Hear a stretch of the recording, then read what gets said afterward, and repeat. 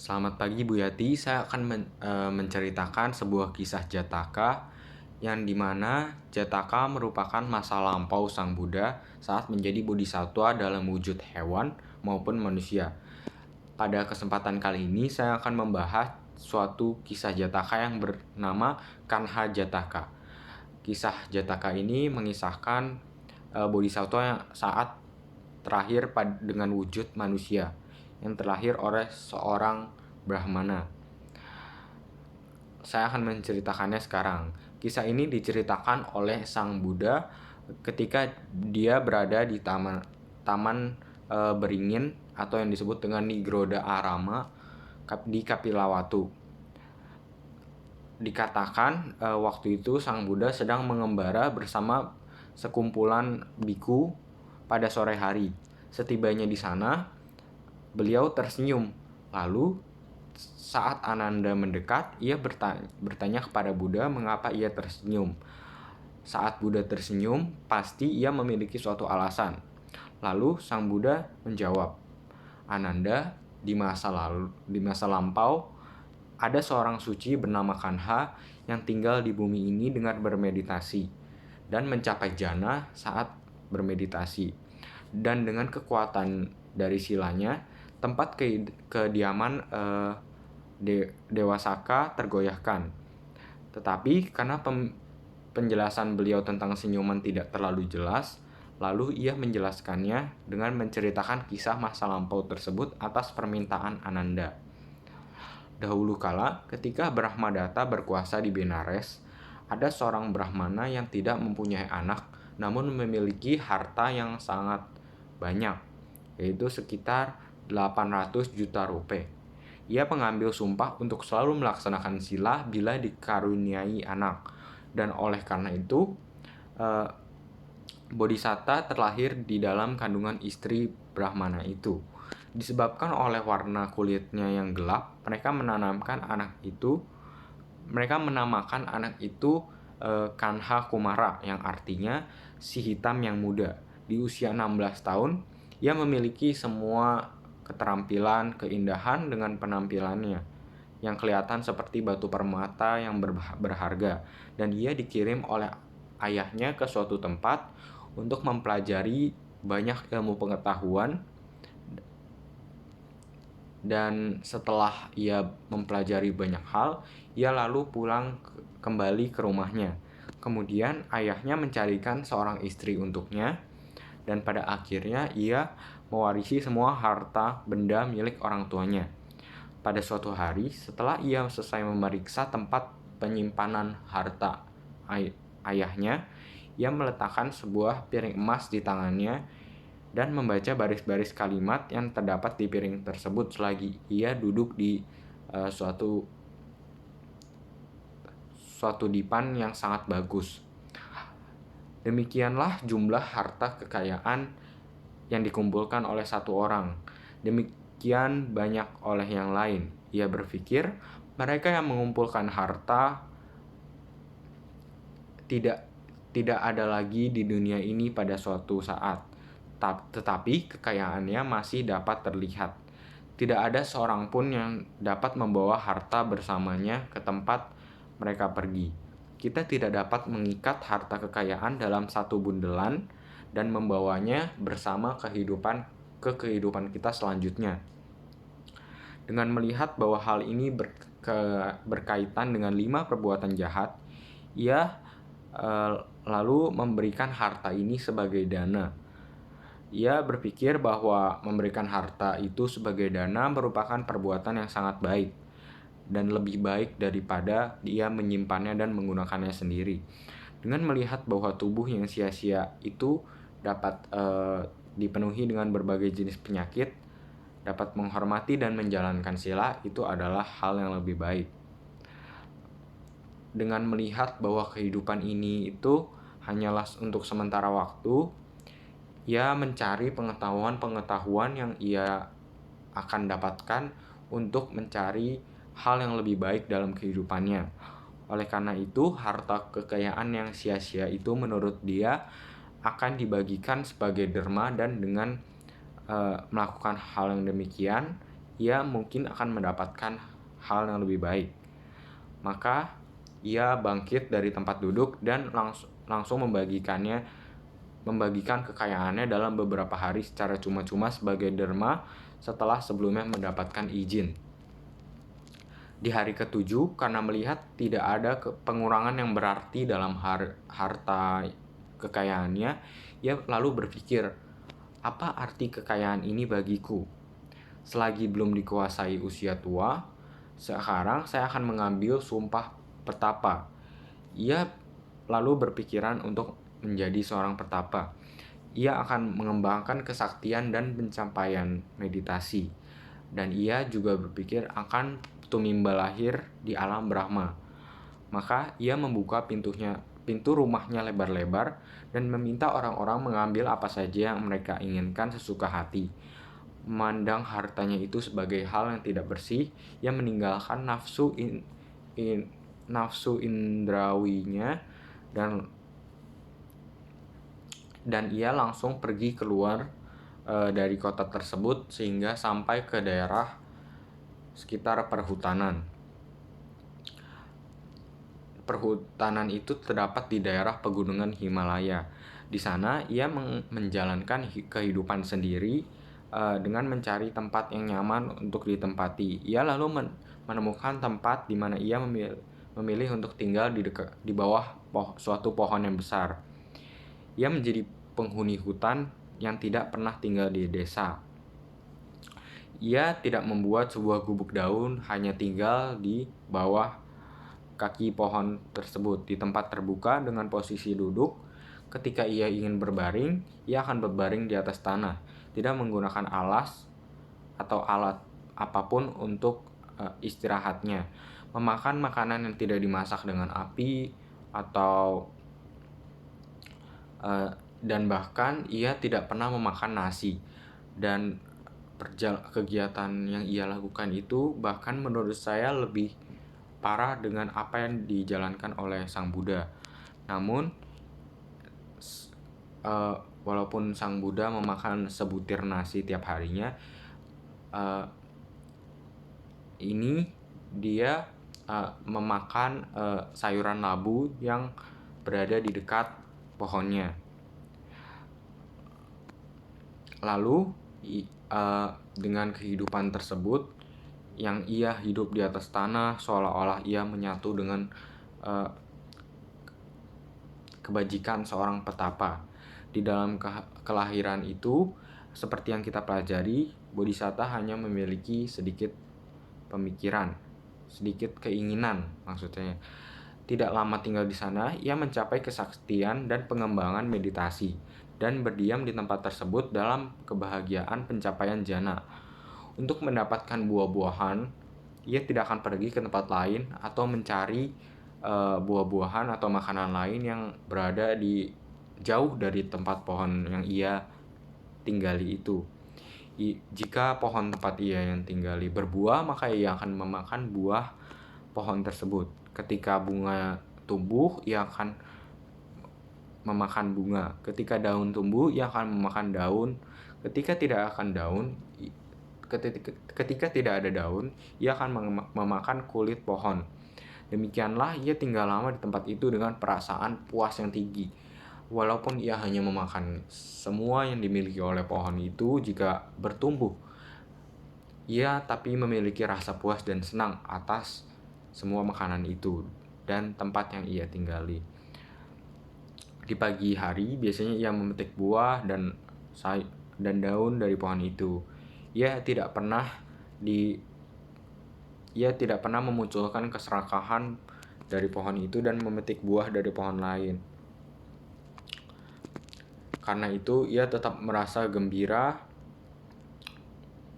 melakukan ini dikarenakan kekuatan silanya.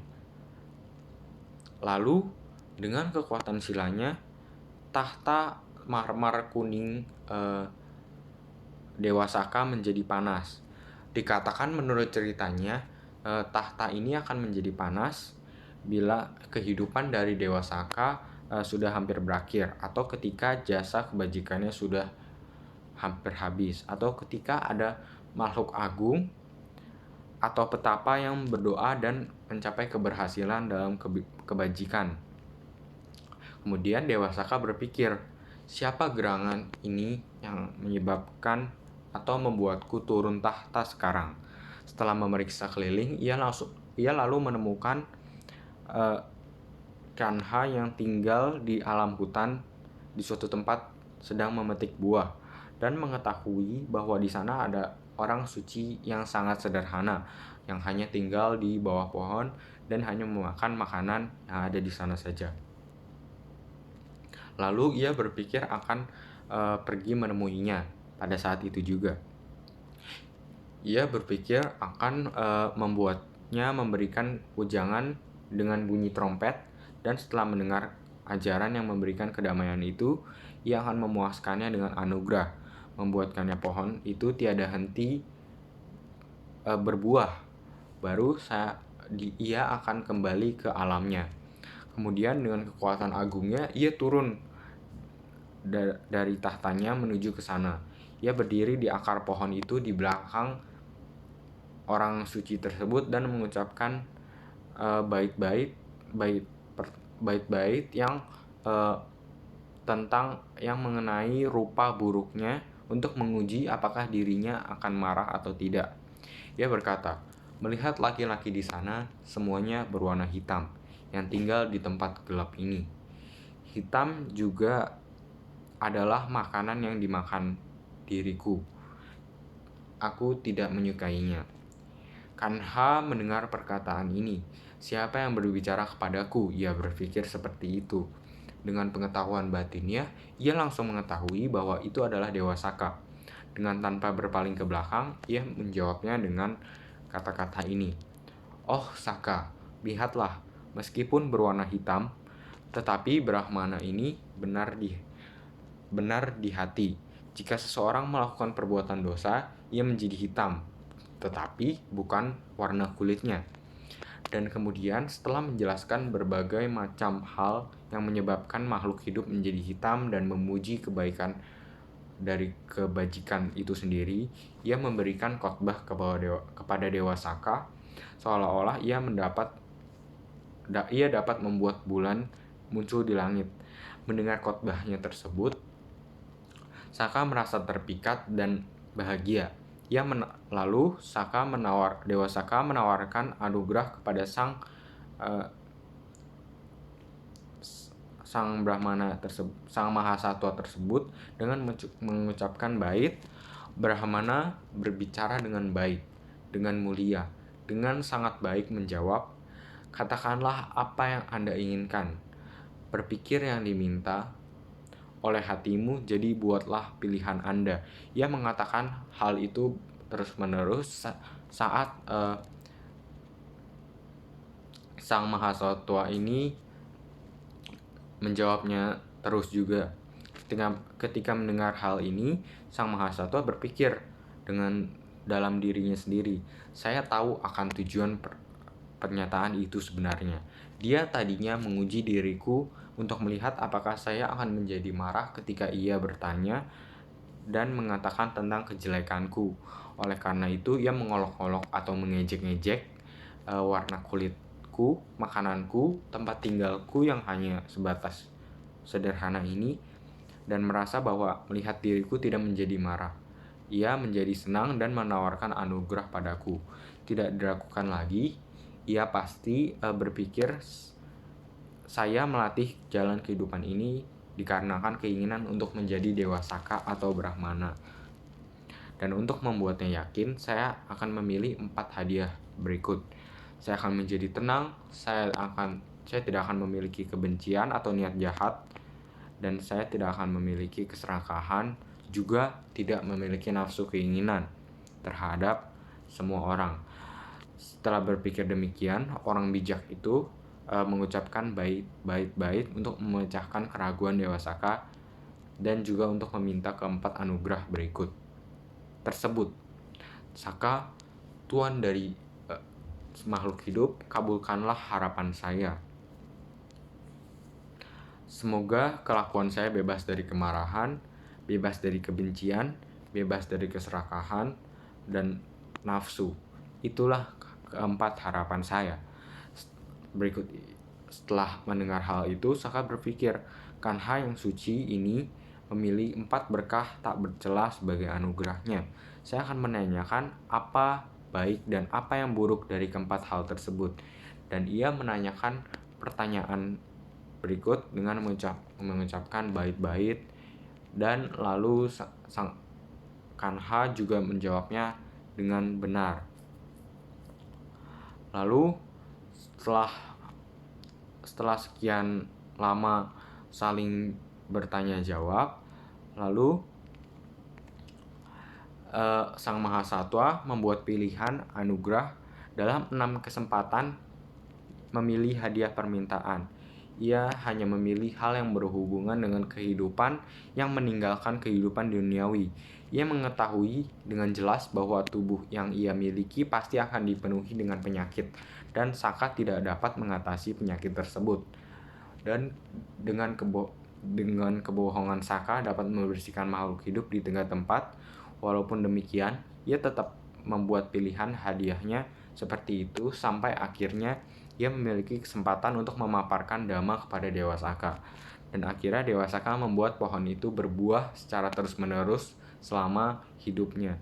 Dewa Saka memberikan salam hormat kepadanya, menyentuh kepalanya dengan kedua tangan, dan berkata, "Tinggallah di sini selamanya dengan terbebas dari penyakit." Kemudian ia kembali ke alam atau kediamannya sendiri. Bodhisattva yang tidak meninggalkan latihannya dalam pencapaian jana, lalu ia langsung tumimba lahir di alam Brahma. Setelah cerita itu disampaikan, Sang Buddha berkata, "Ananda, ini adalah tempat di mana saya tinggal sebelumnya," dan kemudian mempertautkan kisah kelahiran itu sendiri. Pada masa itu, Anuruddha adalah Dewa Saka dan saya sendiri adalah Kanha yang bijaksana.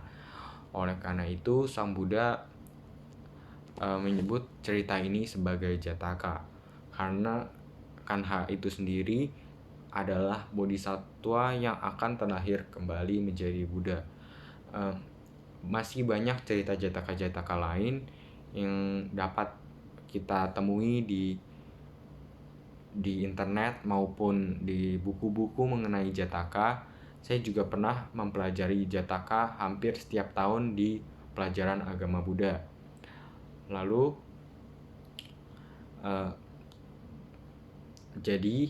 pesan dari Jataka yang saya sudah sampaikan ini adalah harta maupun kekayaan materi yang kita miliki pada saat ini tidak akan terbawa saat kita yang memiliki harta tersebut akan pergi ke alam lain. Kita tidak akan dapat membawa hal itu, namun kita dapat membawa hal-hal baik, hal-hal kebajikan yang kita miliki pada dunia ini, yang kita lakukan pada dunia ini akan menimbulkan karma baik juga pada kehidupan selanjutnya. Lalu gunakanlah waktu yang kita miliki saat ini dengan berbuat kebajikan. Jangan gunakan waktu ini dengan sia-sia.